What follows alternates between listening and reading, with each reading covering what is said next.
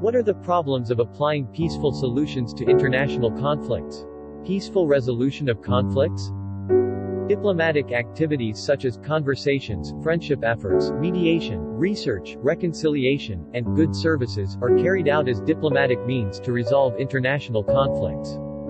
The second main means of resolving international conflicts through peaceful means is the process of resolving them through the courts. The judicial methods include two groups, judicial procedure, and international arbitration. It should be noted that all peaceful means are often used together.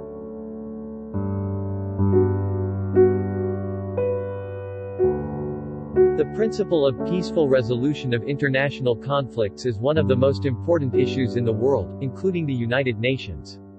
As we follow the process of resolving conflicts in different geographies around the world, including the Caucasus region, we face unresolved, long-term suspended, frozen problems. This is because international organizations do not fully comply with their functions and that large power centers are not interested in resolving these conflicts. At the same time, resolutions adopted within the framework of international organizations have had a negative impact on the process of resolving these conflicts.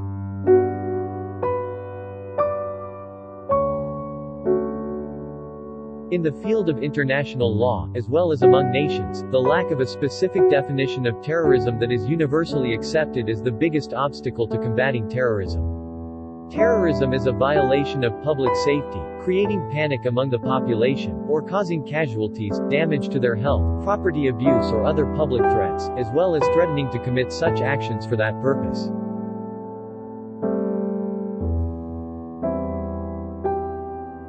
On one side of the border, a criminal and a murderer are seen as heroes in the name of national salvation on the other side of the border. Because terrorism is a violent activity that targets the state in general, it is also valued in a different way by governments with different political systems. This fact is also clearly supported by international confrontations that are caused by terrorism.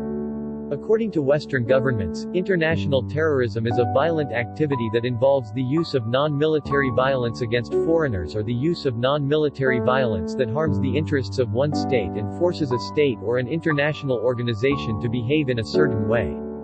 Nevertheless, the Third World wants to take national freedom movements and the violent activities of peoples against foreign sovereignty and all forms of despotism outside the concept of terrorism, and on the other hand, they analyze their activities against peoples under pressure from colonial, racist, and foreign forces.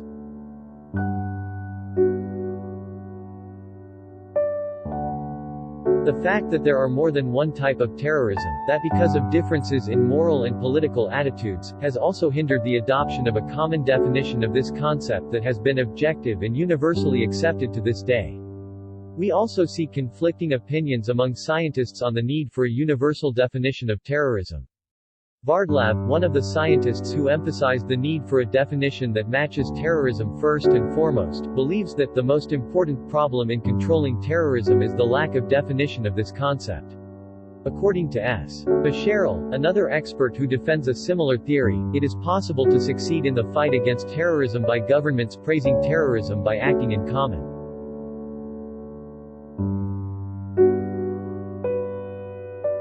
The fact that some states feel close to terrorist organizations and terrorists of other states and recognize them as freedom organizations, and fighters of salvation, and intervene in ways that they know to be enemies of themselves is a key factor that feeds and globalizes terrorism. The most important argument that can be used in the fight against international terrorism, which has become a major threat to humanity, is certainly shared humanitarian values. The transformation of humanitarian values into a way of life and the shaping of government strategies in accordance with human values in this context will also prevent threats such as terrorism. In relations between governments, these values should not be ignored and applications should be addressed.